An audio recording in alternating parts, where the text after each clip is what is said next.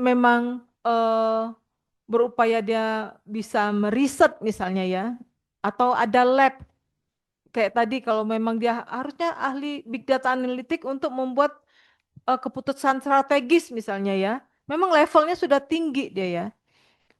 Levelnya sudah tinggi. Bisa saja sih apa alibinya, masa sih pejabat ngetik sendiri? Bukan masalah ngetik sendiri.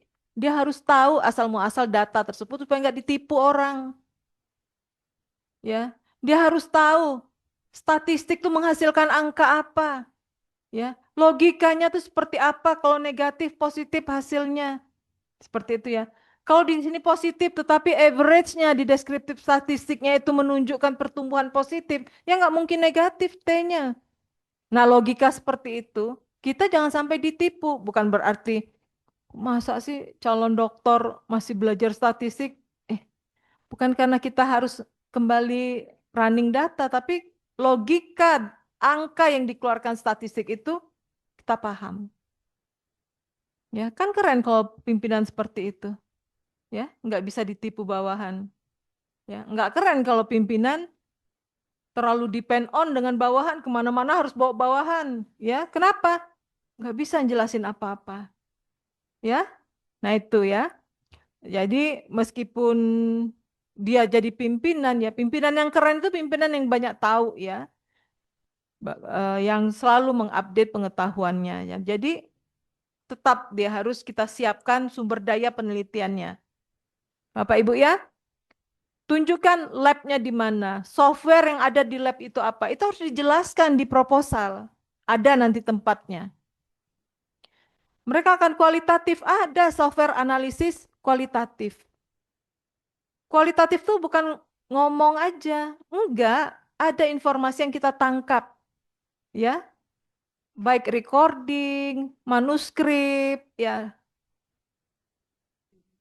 dan bisa dikumpulkan, kemudian dianalisis menggunakan alat analisis, ya. Tuh, pemanfaatan bersama boleh tenaga ahli, ya. Mudah-mudahan berkenan tenaga ahlinya ya. Karena kadang-kadang tenaga ahli itu namanya ada, orangnya nggak pernah ada gitu. Harusnya dia hadir, ya. Hidden-hidden banget, Bu. Jadi kayak ghosting gitu ya. Namanya aja yang ada, ya. Iya, hanya untuk melengkapi persyaratan berkas. Padahal harusnya tenaga ahli memang orang yang ahli. Tempat bertanya, sesekali bisa datang mendampingi ya setiap ada perubahan ya seperti itu. Oke, lanjut.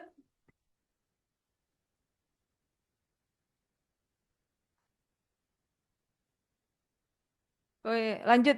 Lanjut Pak. Izin, Prof. Boleh Ya. bertanya, Prof? Oh boleh Pak Cahyo. Eh, Tadi yang terkait apa karya monumental dan seterusnya. Yang pertama mengenai hitungan SKS.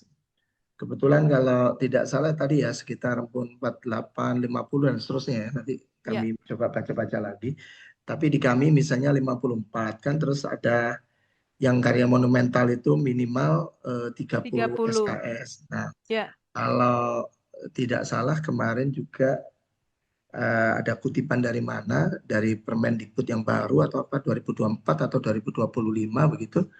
Itu ada tulisan kalau nggak tidak salah baca saya ya 70 SKS. Berarti kita sebenarnya kembalinya kepada kita ya. Misalnya kebetulan yang lalu kami sekitar ya 50-an 4 begitu ya. Itu pun juga sudah termasuk disertasi. Misalnya ini kan kita berarti masih bisa kalau mau model yang batas maksimal bisa seandainya 50 atau 40-an lah katakanlah ditambah yang karya monumental 30 SKS berarti kan sekitar 70 ya katakanlah batas maksimal SKS gitu. Kemudian kalaupun kita mau yang minimalis gitu ya, yang betul minimalis tadi seandainya kami punya SKS sudah sekitar 54 dikurangi katakanlah yang karya monumental kan diaturannya itu minimal harus apa minimal ya 30 ya, SKS berarti Bisa jadi kan 30. mata kuliah kami 54, saya kurangi 30 ya, karya monumental berarti sekitar tinggal 14 24. SKS gitu ya. Ya atau 24 ya kalau nggak salah. Ya, Gitu ya Prof ya berarti. Ada yang betul. minimalis, ada yang maksimal. Betul sekali Pak Cahyo ya. Oke. Berarti Ya. itu semuanya kembali kepada kita yang apa Ya, betul. mendesain program Betul studi. betul arsitekturnya itu prodi yang mengusulkan, Pak. Siap. Ya.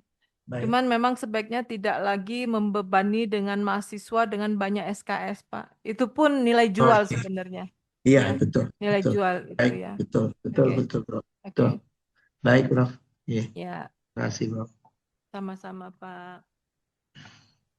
Nah, yang tadi riset dosennya harus ditunjukkan Bapak Ibu ya nanti. eh, Nanti di bab 2 nanti dijelaskan. Oke. Kemudian RPS punya template sendiri Bapak Ibu ya. Ada sebuah perguruan tinggi besar itu pernah mengajukan RPS-nya menggunakan desain dia sendiri, ditolak ya. Ada standar khususnya ya yang seperti ini ya. Oke, ada nama program studi dan lain sebagainya. Ya, seems like ada template-nya lah. Maksudnya udah nggak usah banyak ini dulu. Ikut aja template-nya ya supaya aman. Ya, Minimal memuat 9 9 poin ini ya, Prof. poin ini. Ya. Nah, kalau untuk apa itu sampai 2 RPS boleh. 1 sampai 2 RPS mata kuliah penciri Bapak Ibu ya. Jangan jangan metodologi penelitian artinya karena kan penciri ya. Misalnya apa tadi? Keunggulan kita menjadi apa? Eh apa? Staf ahli misalnya di bidang strategi apa, tenaga ahli misalnya di bidang apa. Ya pencirinya itu, RPS-nya itu kalau bisa. Sehingga kelihatan nih yang dia pakai apa bukunya ya. Tapi jangan juga 1 lah. Itu kan 1 sampai 2 ya. Nanti waktu visitasi ditanya lagi sama evaluatornya. Masa sih cuma 1? Nggak ada yang lain apa? Terus kalau izinnya kami berikan, baru mau buat apa? Atau kita tunggu dulu ya supaya RPS-nya lengkap semua baru kita kasih izin. Nah itu kan nggak enak. Kadang-kadang evaluatornya kayak gitu men-challenge-nya ya. Tapi kalau dimasukin 3, 4, oke ya Bapak Ibu ya. Oke.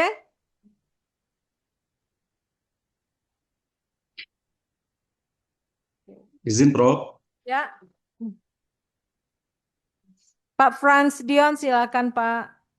Siap, terima kasih, Prof. Salam sehat semua. Terima Amin. kasih juga Bu Gati yang sudah memfasilitasi. Sama-sama, Pak Frans. Izin, Prof, saya kebetulan membantu Pak Cahyo, Prof. Oke, Cek Prodi S3. ya, Nah, pertanyaan saya, Prof, tentang karya monumental atau penelitian. ya, Kalau penelitian nanti diterjemahkan menjadi tahapan disertasi, Prof, ya. ya, Nah, pertanyaannya, soal minimal 30 SKS bobotnya itu, Prof. ya. Apakah kalau dia penelitian, apakah termasuk seminar proposal? Karena kemungkinan kan seminar proposal diberikan di awal gitu, Prof. Semester 1 atau 2. Nah, kemudian komponen yang 30 itu kan bisa kita petakan misalnya ada laporan hasil penelitian, kemudian uji coba model atau prototip, kemudian simulasi penerapan, kira-kira begitu, Prof. Nah, pertanyaan pertanyaan saya itu, Prof, apakah kalau penelitian termasuk seminar, Prof? Ya, Nah, itu satu karena diberikan di awal itu ya. ya Nah, betul. pertanyaan saya lanjutannya, Prof, eh, itu yang pertama terkait mata kuliah ini, apakah kita menganut mata kuliah pilihan, Prof, atau pengelola harus menyediakan mata kuliah pilihan? Nah, kalau Oke, pilihan ini berapa SKS begitu? Ada batasan yang ditawarkan. Nah, atau bagaimana, Prof, aturannya?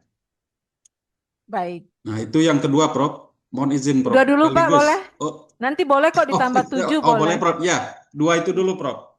Terima Baik. kasih, Prof. Yang pertama, apakah 30 SKS ini termasuk seminar proposal? Iya, Pak. Oh iya, siap, Jangankan Prof. seminar proposal, kalau Bapak ingin mengklaim, misalnya analisis data, pendekatan kualitatif misalnya. Kalau itu dianggap mensupport karya monumental, masukkan Pak sebagai 30 SKS tadi penunjang karya monumental. Boleh Pak, itu hanya klaim saja. Ya, jadi benar untuk seminar proposal, apalagi seminar proposal itu kan udah bagian dari karya akhir ya. Jadi mutlak itu Ya. masuk dalam 30 SKS. Nah, yang kedua, apakah kita boleh ada mata kuliah pilihan? Boleh, Pak. Ya. Tetapi saya sarankan untuk pengajuan sebaiknya satu jalur dulu, Pak. Karena pilihan itu sudah keberagaman nanti. Ya. Mikirin satu jalur aja ini debatnya panjang sama evaluator, Pak. Apalagi Bapak ingin menawarkan jalur pilihan ya. Saya pernah dampingin juga yang ingin ada jalur praktisi dan akademisi seperti itu. Ini kan beda mata kuliahnya. Dan praktisi nggak perlu lagi filosofi. Filosofi ilmu ini misalnya. Ya, filosofi dan teori apa? Ya nggak perlu lagi lah dia. Dia langsung aja. Case study apa, case study apa. Tapi kalau kita gabung pada saat pendirian, itu debatnya panjang, Pak. Sebaiknya satu jalur aja. Dan itu adalah mata kuliah wajib semua. Arti wajib itu harus diambil. Jadi nggak ada pilihan lain, Pak. Jadi di dalam bayangan evaluator memang 48 atau 50 SKS ini semuanya wajib gitu. Meskipun nanti ketika izin keluar Bapak mau buat 3 pilihan lagi, boleh, Pak.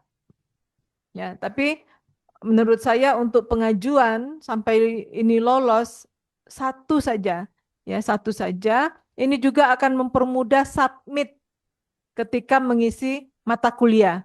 Karena tidak ada pilihan, karena kalaupun Bapak memberikan pilihan, SKS yang Bapak tawarkan itu disam, Pak, di jumlah. Jadi waktu di siaga itu nggak ada tidak ada slot untuk menulis pilihan. Semuanya wajib. Jadi kalau kita punya beberapa pilihan nanti SKS yang terjumlah itu ya sebanyak yang kita input. Jangan sampai SKS-nya menjadi 92 kayak gitu. Kenapa? Ada 2 pilihan yang kita tawarkan gitu. Nah, sebaiknya satu jalur aja sehingga nanti kelihatan SKS yang ditawarkan 50 SKS misalnya kayak gitu, Pak. Begitu ya, Pak? Bolehlah Prof. semangatnya ya. Tapi Ya, nanti itu disimpan saja begitu udah lolos ya, Pak ya. siap, Prof. Ya, Izin, Mungkin Prof. boleh satu lagi, Prof. boleh. Setelah ini Satu, ya satu lagi ya ya, Pak satu ya. saja, Prof. Ya, yang di ruangan sudah banyak yang antri, Pak. Boleh Oh, yang terakhir ya, siap. Pak. Singkat, Prof. Ya. Langsung, Prof.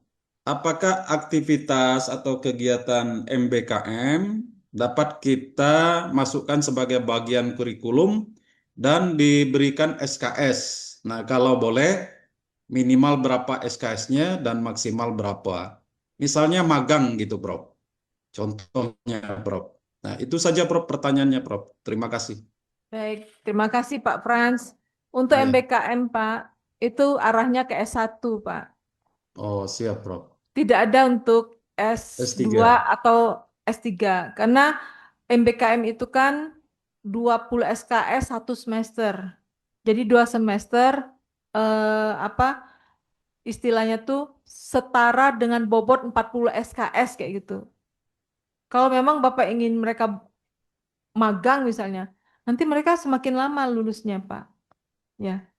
Jadi konsep MBKM itu tidak ada. Konsepnya Pak ya, konsep yang organik MBKM itu tidak bisa diterapkan di pasca. Karena itu full dia sebenarnya. Jadi 1 semester full misalnya di industri. Ya. Itu kan berarti memperpanjang masa studinya. Kalau itu memang menjadi bagian dari disertasinya silahkan, tapi itu tidak bisa dikonversi 20 SKS seperti itu, Oh, Pak. Ya, Pak ya. Jadi Jadi itu boleh bagian dari disertasi, Prof ya. boleh, apalagi Misalnya nanti dia Bapak Hmm. lebih ke praktisi misalnya. Ya, kalau memang dia butuh studi kasus, mendalami studi kasus, mereka magang misalnya di